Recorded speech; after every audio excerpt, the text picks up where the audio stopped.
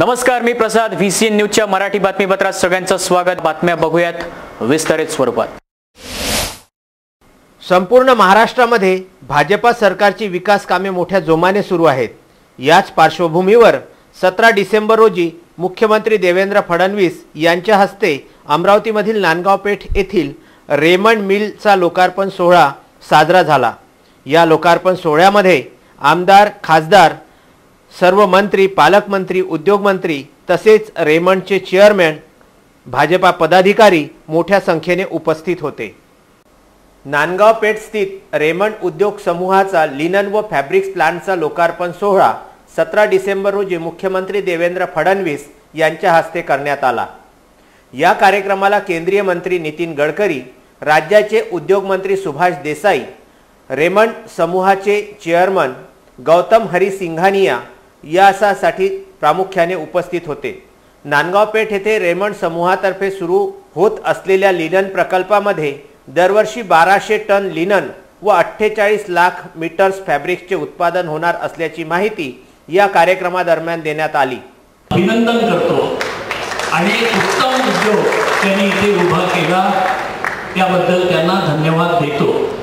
वर्षभरापूर्वी माननीय मुख्यमंत्र्यांसमवेत आम्ही इथे आलो होतो, तेव्हा भूमिपूजन झालं आणि मी सहज गौतमजींना विचारलं की भूमिपूजन झालं पण उद्योग सुरू केव्हा होणार. ते म्हणाले 1 वर्षात मला सुरू करायचं आहे. आता 15व्या महिन्यामध्ये प्रत्यक्ष प्रोडक्शन सुरू झालं हे पाहायला आणि त्याचं उद्घाटन करायला आम्ही आलो. ही खरोखर कौतुकाची आणि अभिमानाची गोष्ट आहे. इतक्या कमी अवधीत हा सगळा गुंतागुंतीचा प्लॅन त्यांनी इथे उभा केला. इथल्या लोकांना रोजगार तर या उद्योगामुळे ते देतच आहेत, पण इथे काम करणाऱ्या कर्मचाऱ्यांच्या निवासाचा प्रश्न सुद्धा त्यांनी आज एका निवासी संकुलाचं भूमिपूजन करून सोडवायचा निश्चय केला. म्हणजे कामगारांना दर्जेदार घरं मिळावी हा त्यांचा उद्देश आहे.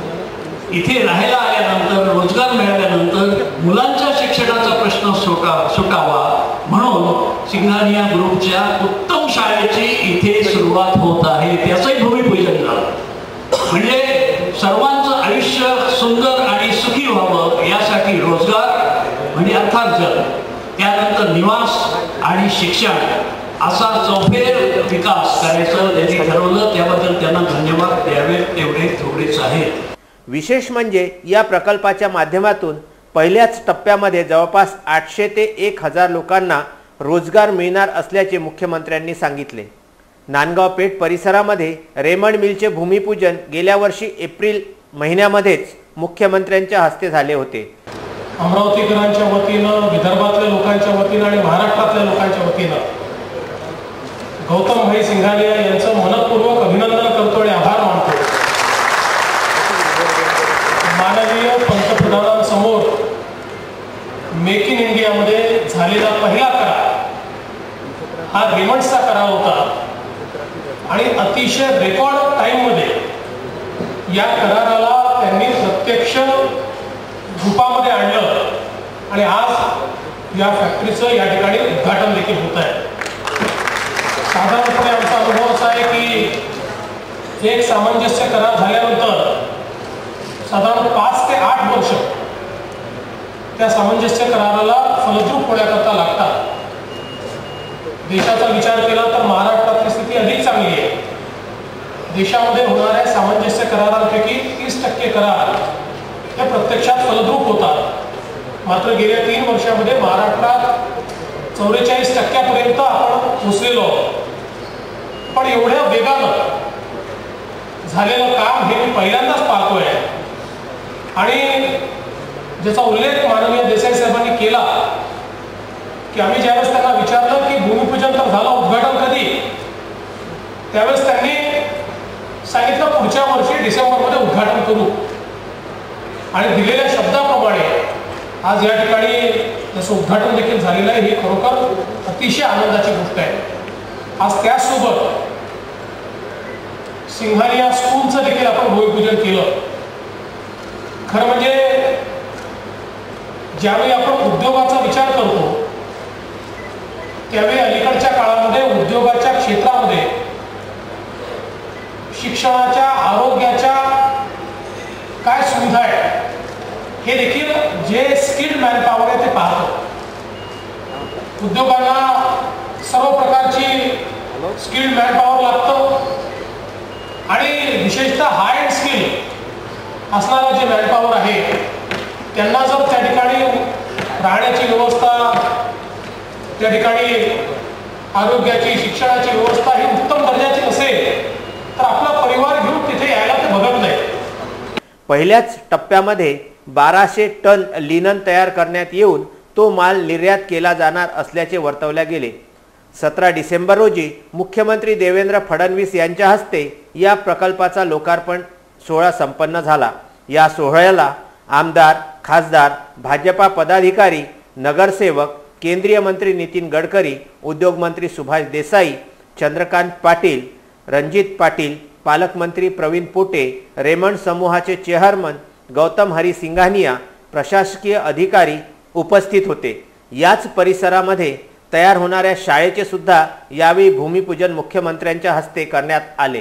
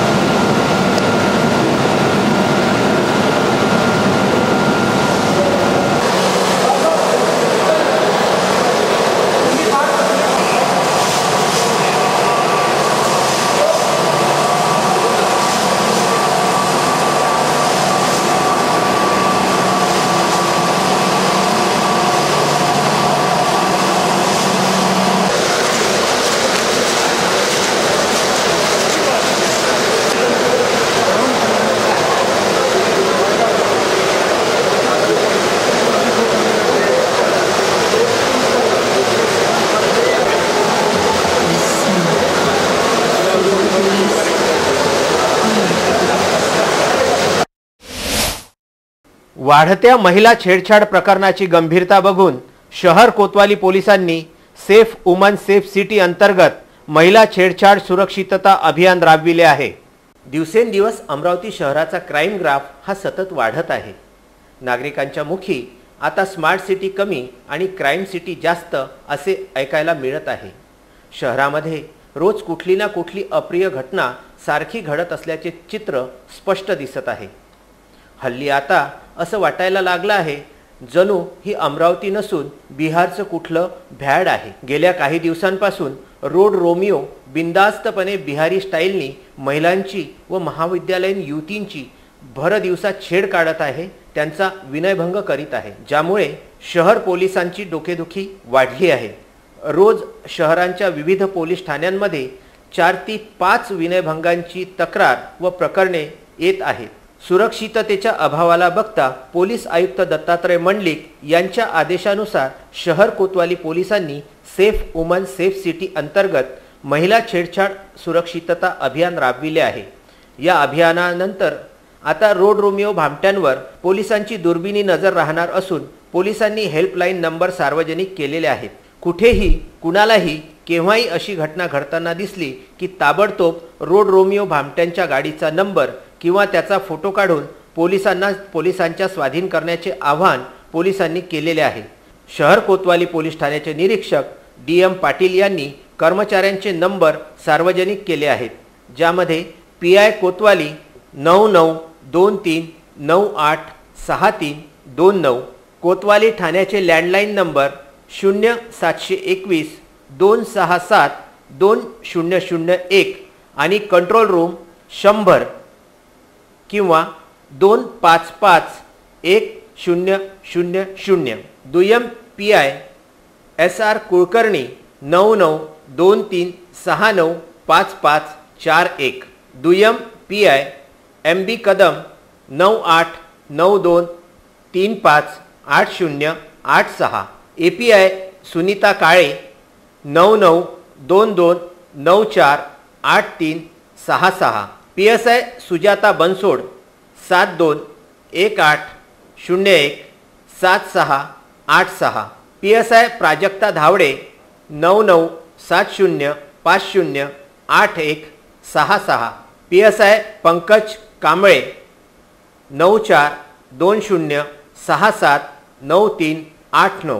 PSI Narendra Munde 9970508166, PSI Gajanan Rajmalu 9175328663, PSI Rajendra Gultakar 7774002060, crime squad 9823124888 इत्यादी नंबरवरती आपण केव्हाही कुठेही कधीही संपर्क करू शकता. वाशिम जिल्ह्यामधील रोहडा ते माखाडी रोडवर हिंगोली पुसद बसचा अपघात झाला असून 30च्या वर प्रवासी जखमी झाले आहेत. सर्व जखमी प्रवाशांना ग्रामीण रुग्णालयामध्ये दाखल करण्यात आले आहे. अपघात हा कुठलाही असो, अपघाताचे नाव ऐकले की मनुष्याच्या चेहऱ्यावर अगदी 3-13 वाजतात आणि तो भयभीत होतो. आपल्या दैनंदिन जीवनामध्ये दररोज कुठे ना कुठे अपघात झाल्याची बातमी आपण प्रसार माध्यमातून ऐकतो, बघतो किंवा वाचतो. हल्ली महाराष्ट्र राज्य परिवहन महामंडळाच्या बसेसच्या अपघातामध्ये जबर वाढ झालेली आहे. प्रवाशांनी नेमका प्रवास कसा करायचा, तो करायचा की नाही हा सुद्धा प्रश्न प्रवाशांना पडलेला आहे. एक काळ असा होता ज्यावेळी प्रवासी खाजगी वाहनांकडे साफ दुर्लक्ष करायचे आणि राज्य परिवहन महामंडळाच्या लाल पिवळ्या बसने प्रवास करायचे. आज प्रवाशांना असा प्रश्न पडला आहे की आपण आपला प्रवास कसा करायचा. एकीकडे शिवशाही बसेस वेग पकडत आहे तर दुसरीकडे राज्य परिवहन मंत्री दिवाकर रावते नवनवीन योजना राबविण्याच्या तयारीत लीन असतात. परंतु राज्य परिवहन महामंडळाच्या बसेसच्या अपघातावर मात्र त्यांचं साफ दुर्लक्ष झालेलं दिसून येत आहे. 17 डिसेंबरच्या दुपारी हिंगोली पुसद बसला जबर अपघात घडला.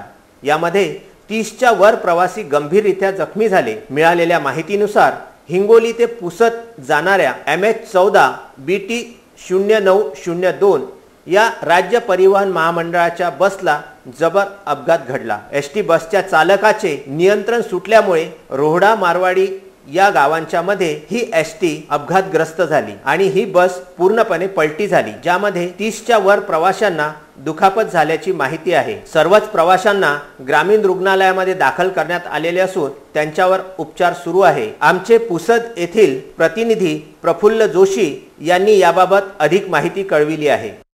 रजनीकांत यशवंत दवशे, राहणार पातोंडा, तालुका जिल्हा हिंगोली.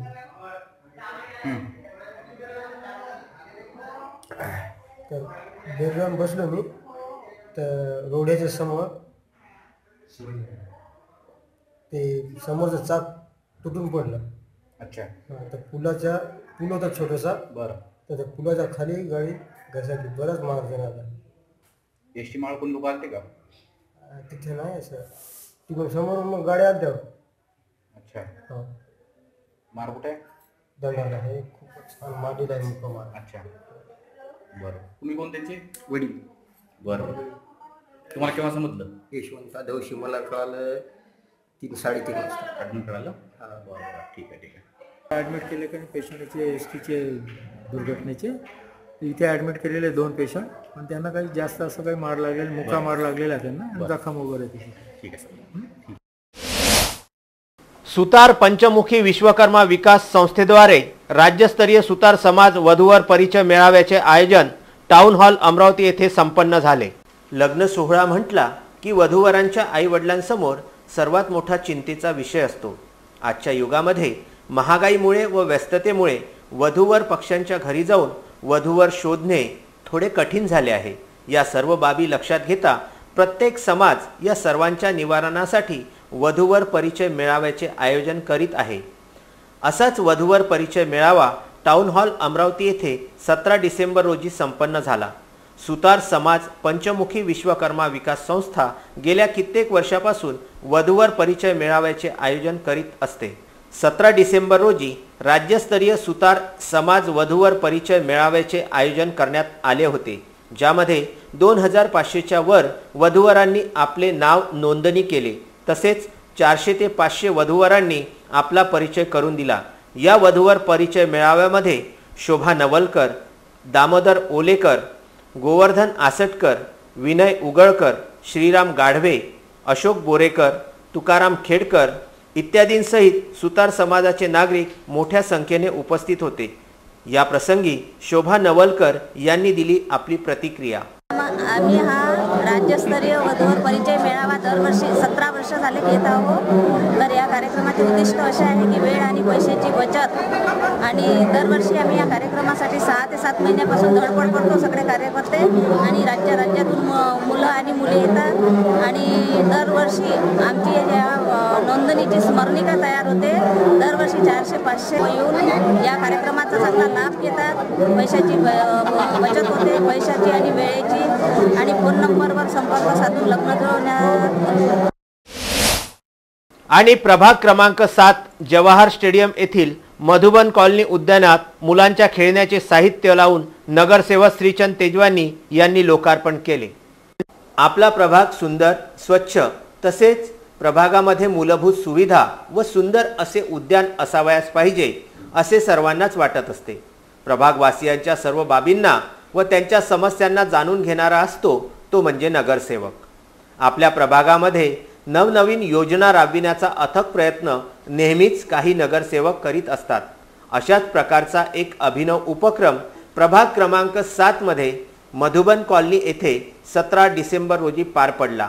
प्रभाग क्रमांक 7 चे भाजपा नगरसेवक श्रीचंद तेजवानी यांनी मधुबन कॉलनीमधील उद्यानामध्ये लहान मुलांसाठी खेळण्याचे साहित्य लावून त्याचे लोकार्पण केले। हे साहित्य व्यायाम करण्यास सुद्धा उपयुक्त ठरेल। आपल्या वक्तव्यामध्ये नगरसेवक श्रीचंद तेजवानी यांनी पालकमंत्री प्रवीण पोटे यांच्या सहयोगाने हे कार्य पूर्ण झाल्याचे स्पष्ट केले। या कार्यक्रमामध्ये वसुधा देशमुख, परमानंद शर्मा, शीतल चुटके, श्याम तेजवानी, विशाल तेजवानी, दामोदर भारसाकळे, वासुदेव कृष्णानी सहित मोठ्या संख्येने परिसरातील नागरिक उपस्थित होते। या प्रसंगी नगरसेवक श्रीचंद तेजवानी यांनी दिली आपली प्रतिक्रिया। नमस्कार, मैं श्रीचंद तेजवानी, नगरसेवक प्रभाग क्रमांक 7 जवाहर स्टेडियम से।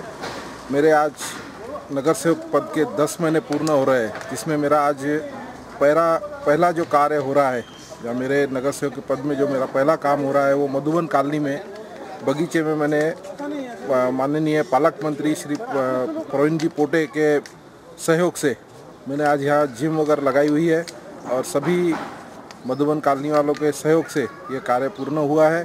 मैं विशेष तौर से बधाई देता हूँ प्रवीण जी पोटे को, जिन्होंने मेरे इस कार्य को आगे बढ़ाने में मेरा सहयोग दिया। धन्यवाद। शनिवार दिनांक 16/12/2017 रोजी अमरावती येथील प्रख्यात हॉटेल लँडमार्क येथे हर्षिता कावरे यांच्या फोटो वर्कशॉपचे आयोजन करण्यात आले होते। यावेळी 7 स्टार महिला फाउंडेशनच्या महिलांनी येथे भेट देऊन हर्षिता यांचा सत्कार केला। यावेळी उपस्थित लँडमार्क येथील संचालिका सौ निशा नितीन कदम आणि 7 स्टार फाउंडेशनच्या महिला सौ मंदा कदम, नंदा खंडारे, नंदा वाघमारे, सोनाली कदम, रत्ना पाटील, करुणा कदम आणि विद्या सरोदे यांच्या उपस्थितीमध्ये हा कार्यक्रम पार पडला। यावेळी या कार्यक्रमामध्ये असंख्य महिलांनी व मुलींनी सहभाग घेऊन फोटो वर्कशॉप संबंधित आपल्या समस्या जाणून घेतल्या। तर हे होतं आजचं बातमीपत्र। अधिक बातमी आणि ताज्या माहितीसाठी पाहत रहा VCN न्यूज। नमस्कार।